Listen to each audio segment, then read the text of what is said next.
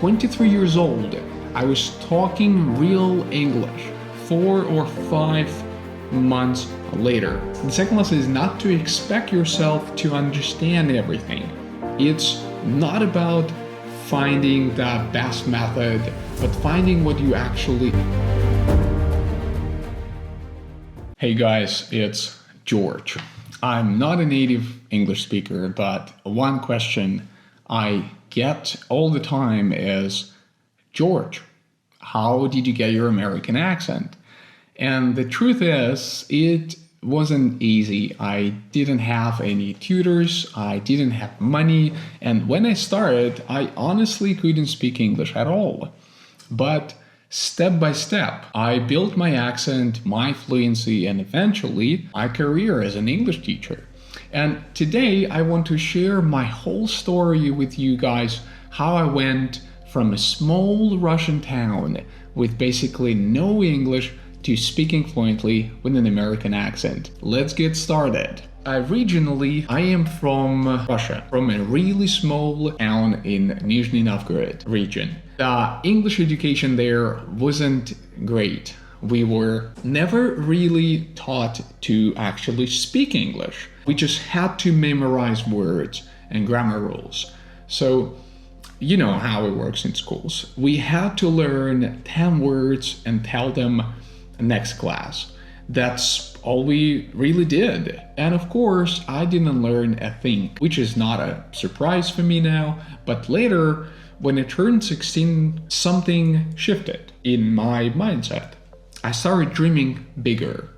I wanted something more. I was watching YouTube videos about people moving abroad, movies about life in the United States, and I thought, why not me? I can definitely try to do it, and the first thing I gotta do is to improve my English skills. But I didn't have any money for tutors, so I became my own teacher.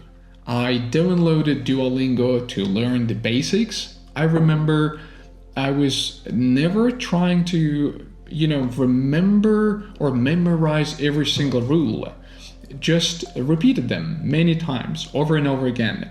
And I started noticing some patterns later, like when we use present simple, when we add s after verbs, how the structure of the negative sentences works, and so on.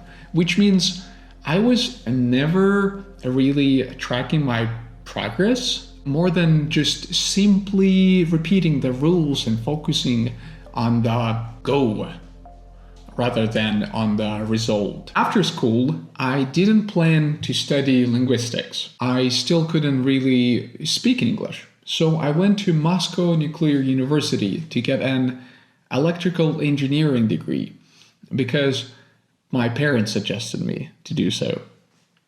And while studying there, I worked as a waiter. And one day I remember some foreigners came in, an American guy and a Russian woman. And I thought, well, I've been learning English for 2 years now. I can definitely do it. So I started talking to them. And then quickly, I realized I couldn't understand a single thing he was saying, even the simplest stuff. He was asking me about the dishes and the ingredients and what it's made of. I couldn't answer. I switched back to the woman that was sitting with him instead, and we talked in Russian with her.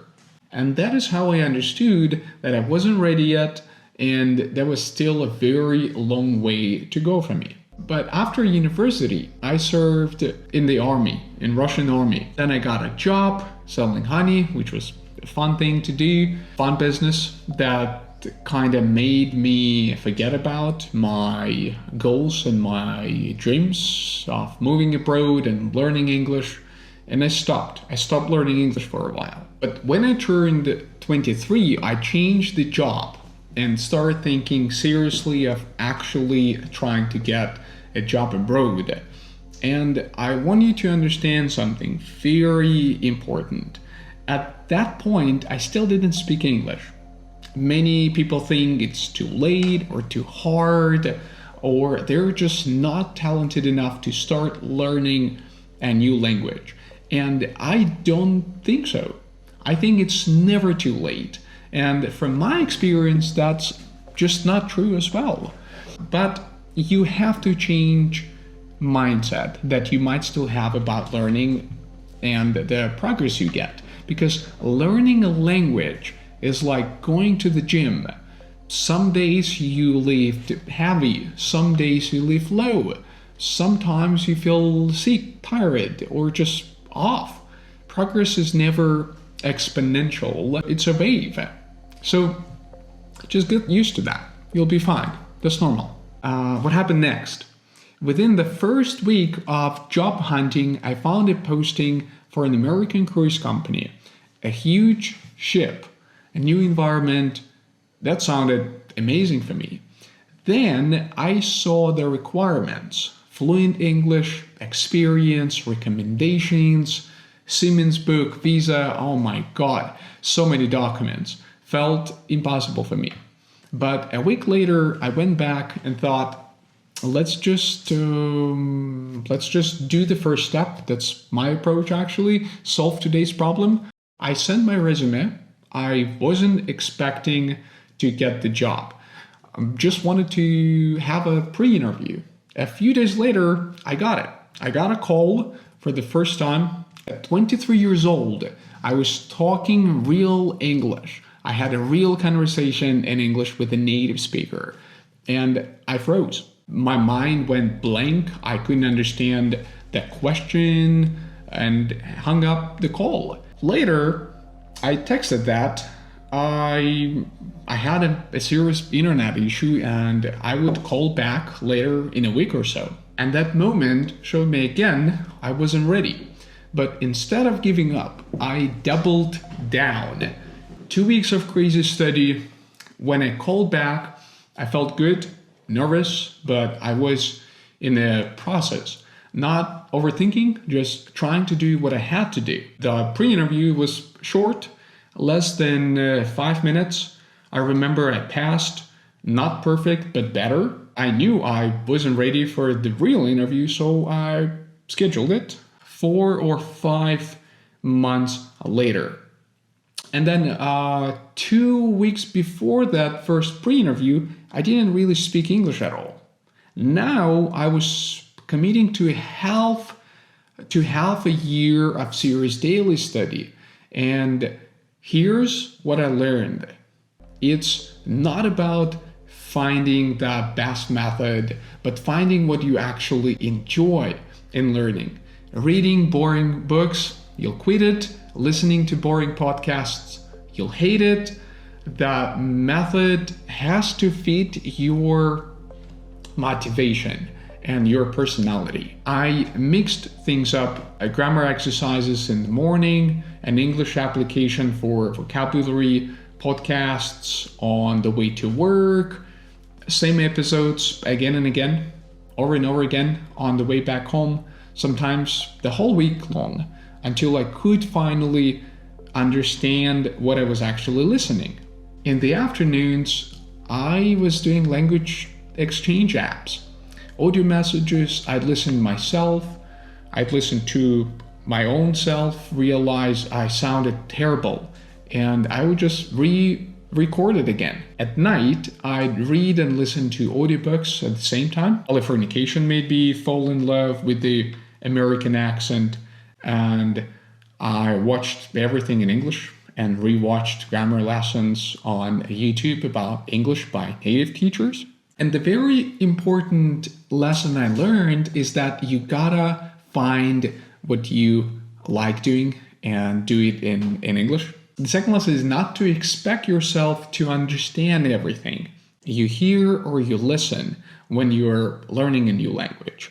So go easy and come back later to the same material and listen or watch it again and again and again.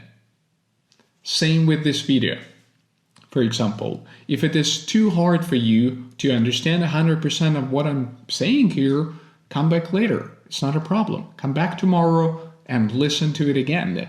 That's the best you can do for your listening skills. Getting back to the same material again. What about getting back to the accent? And accent isn't just pronunciation, what I understood. It's physical. Russian and English use different muscles, mouth, tongue, jaw. You have to train them. Step 2, rhythm. Because Russian, for example, stresses syllables, sentences are flat. American English has a beat. Certain words are stressed, pauses between ideas.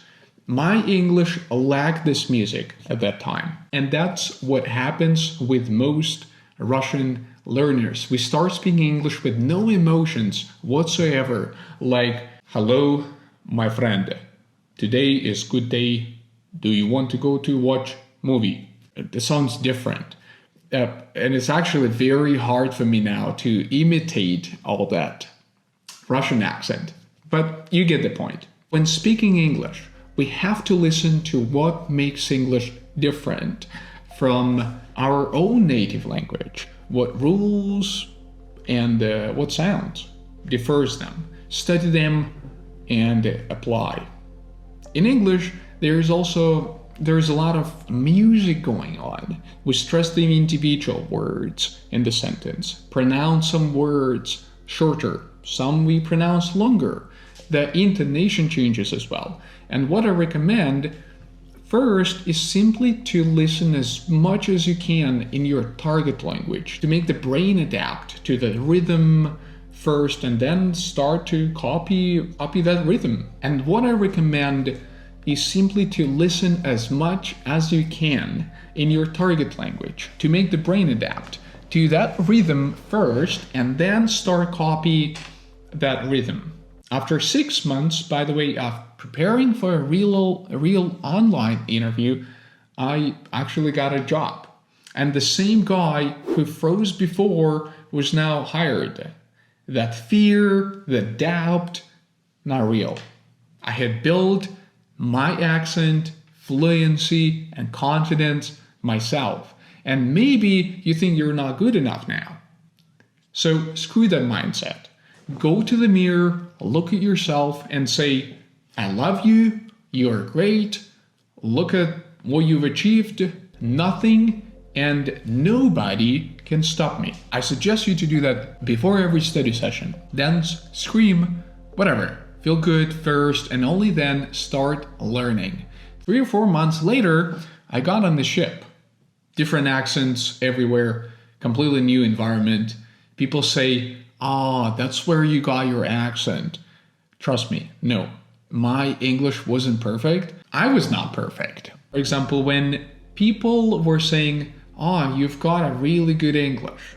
You sound so good. How did you do that? Where did you learn English? Right? Where did you study that? And then the head waiter asked me once, can you put the dishes upside down on your table? And I would stare at him and say, I was like, what do you mean upside down? So I had no idea whatsoever what that meant. And I was totally fine with that. I was still learning on the go, and you should too. Words like spatula or parsley were new for me. So go easy on yourself. You'll get there. I believe in you. That was it, guys. Listening skill is the most powerful tool we can use in the language learning process. Rewatch this video if needed, and I will see you in the next one. Ciao for now.